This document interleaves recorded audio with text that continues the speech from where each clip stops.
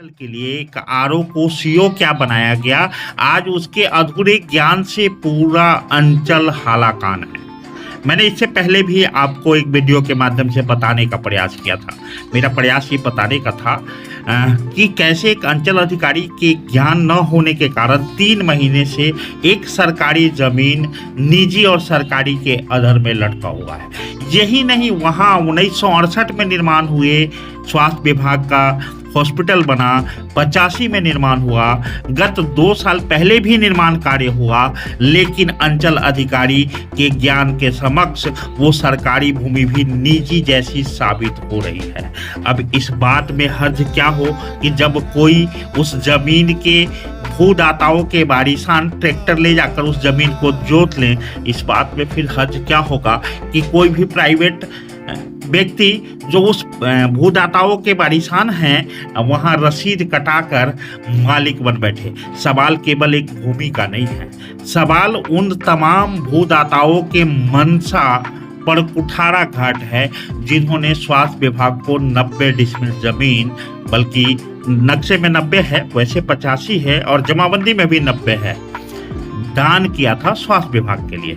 लेकिन सीओ कहती है कि चकबंदी बिहार में लागू नहीं है, जबकि बात यह है कि जहां चकबंदी पूरी तरह से सफल रही वहां लागू है। हमारे ही पंचायत में छपरा जुलान में चकबंदी लागू है, उस पर जमाबंदी बना हुआ है, चकबंदी के आधार पे नक्शे हैं, उसी आधार पे लोगों के पोजीशन है, और हमारे अदौरी में लागू नहीं है, चिरैया में लागू नहीं है। अब सीओ हो तो उसे पता चले। अब आरओ को विभाग किसी भी कारण से अगर सीओ के कुर्सी पर बिठा दे तो ये पहले तकसीद तो कर ले विभाग कि वो सीओ के कुर्सी के लायक है कि नहीं है, उसके नॉलेज को अपडेट किया गया है कि नहीं किया गया है। इससे तो बेहतर रहता कोई पुराना राजस्व कर्मचारी को सीओ बना दिया जाता, एक राजस्व ऑफिसर को, एक रेवेन्यू ऑफिसर को सीओ बनाया गया। बात वहीं तक नहीं रुकती है। जब से मैंने इससे पूर्व वीडियो बनाया तब से मेरे पास सैकड़ों कॉल आए हैं और ऐसी सैकड़ों समस्याएं हैं जिसमें लोग दाखिल खारिज के लिए भटक रहे हैं, लेकिन अंचल अधिकारी कहीं ना कहीं टाल रही है।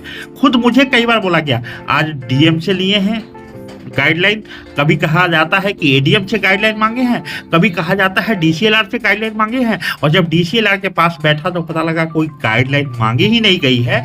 जबकि ये तय है कि मेरा कोई निजी काम होता नहीं है, ये कायदे से सरकारी काम है और कायदे से मैं इसमें कोई रिश्वत देने वाला नहीं हूँ, रिश्वत तो मैं वैसे ही नहीं देता हूँ। ये भी तय है कि इसी अंचल अधिकारी को नाक रगड़ के करना भी होगा। ये भी तय है कि अगर ये रिजेक्ट करती है तो मैं इसे हाईकोर्ट में लेके जाऊंगा और ये आधार बनेगा कि कैसे कोई आरओ को सीओ बना सकता है। विभाग में अगर अधिकारी की कमी होगी तो कल को आप चौकीदार को एसपी बना देंगे क्या, कल को आप क्लर्क को डीएम बना देंगे क्या, और बनाएंगे तो उसके पास नॉलेज कितना है, अपग्रेड विधि से आना चाहिए।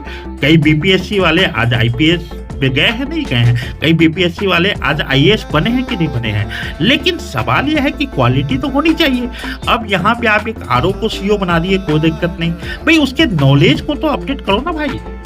या तो बड़े पदाधिकारी यहाँ बैठे, हर बात में कहती है एडीएम से गाइडलाइन मांगा है, हर बात में कहती है कि डीसीएलआर से गाइडलाइन मांगा है। अगर एडीएम डीसीएलआर को पूर्णिया के लिए ही काम करना है तो इस कार्यालय में एडीएम और डीसीएलआर को बिठा दिया जाए ना, फिर आवश्यक क्या है। मतलब ऐसा लगता है जैसे, अच्छा लॉजिक देखो कितने हैं खराब और तरीका भी वही है। और मैं कहता हूं कि लगातार 3 महीने से मैं एक भूमि के दाखिल खारिज के लिए प्रयासरत हूँ, वो भी एक सरकारी भूमि जो कायदे से बिहार सरकार ही होना है, जो बिहार सरकार को 1968 में ही दिया जा चुका है, उसके दाखिल खारिज के लिए कि भैया इसको सरकारी बना लो। मैं बेचैन हूँ और पता नहीं विभाग ने किसको बैठा दिया कुर्सी पर। अब मुझे लगता है कि इस मामले को लेकर कोर्ट में जाना होगा, हाई कोर्ट, इस दाखिल खारिज के लिए नहीं, इस बात के लिए कि कैसे किसी आरओ को सीओ बनाया जा सकता है। और जब किसी आरओ को सीओ बना दे विभाग तो ये राजस्व विभाग की जिम्मेवारी बनती है कि उसको अब एडीएम गाइडलाइन देकर चलाए, डीसीएलआर गाइडलाइन देकर चलाए, डीएम गाइडलाइन देकर चलाए, लेकिन चलाए जनता क्यों हालाकान रहे जबकि अधूरा ज्ञान सीओ का है। सीओ इसलिए कहना पड़ता है कि विभाग ने सीओ बनाकर कुर्सी पर बिठा दिया है, लेकिन एक आरओ की क्वालिटी अगर सीओ वाली होती तो वो सीओ नहीं होती क्या।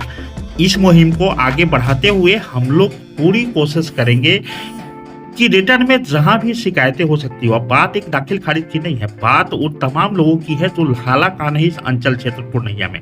पूर्णिया सीओ के मनमानियों के कारण कई जायज काम अटके हुए हैं और इस बात को दावे के साथ इसलिए भी कहा जा सकता है कि मैं खुद इस बात में अटका हूं कि भाई 12 जनवरी को मैंने एक भूमि तमाम पेपर कागजात के साथ, जहां कोई विवाद भी नहीं है, जहां कोई दावेदार भी नहीं है, जहां भूमि ऑलरेडी राजस्व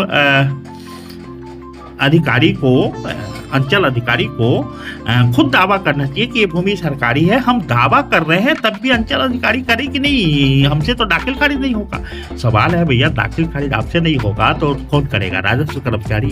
तो फिर उसको बिठाओ ना कुर्सी पर। किसी रेवेन्यू ऑफिसर को सीओ बनाकर विभाग अगर हमारे सर पे मढ़ दी है तो निश्चित रूप से विभाग इस बात के लिए जिम्मेवार है कि किसी इनकॉम्पिटेंट को आप कुर्सी पर कैसे बिठा सकते हैं। और हो सकता है बिहार के अलग अलग अंचल में भी ऐसा हुआ हो। इसलिए अब इस मामले को लेकर मैं तो इंतजार कर रहा हूं, मेरा रिजेक्ट तो हो, मैं इस मामले को लेकर जाने वाला हूं हाई कोर्ट कि भाई ये कौन सा तरीका है कि आप किसी आरओ को सीओ बना देंगे। और ऐसा कर देंगे तो फिर भुगतना जनता को पड़ेगा, क्योंकि हमें तो भुगतना पड़ रहा है। जितने लंबित मामले हैं उनके डेटा को लेकर, जितने ऐसे लोग हैं, मैं कहता हूं आपको कि आप अगर अंचल अधिकारी के मनमानी से परेशान हैं पूर्णिया में अंचल में, तो आप अपनी समस्या हमें भी बताइए। मैं तो उसको एकत्रित करके हाईकोर्ट लेकर जाने को अब तैयार हूँ, ताकि हाईकोर्ट से एक निर्देश आए कि नहीं भाई, बिना नॉलेज का किसी आरओ को सीओ नहीं बनाया जा सकता। धन्यवाद। संघर्ष प्रणाम। मेरा नाम संजय संघर्ष सिंह है। मैं इससे पूर्व भी इस संबंध में एक वीडियो बना चुका हूं। पुनः वीडियो बनाने का एकमात्र पर्पस है कि अगर आप अंचल अधिकारी के अल्प ज्ञान के कारण पूर्णिया अंचल में परेशान हैं तो आप इससे संबंधित तमाम डॉक्यूमेंट मुझे भेजिए। निश्चित रूप से आपका काम तो हो ही जाएगा, लेकिन साथ में पूरे क्षेत्र का भला होगा, सीवर का भला होगा और शायद पूरे बिहार का भला हो जाएगा। जहां भी आरओ सीओ बनकर डट कर कुर्सी पर बैठा हो और काम करने को तैयार ना हो, उसके लिए कम से कम कोर्ट सख्त नजर आएगी। धन्यवाद। संघर्ष।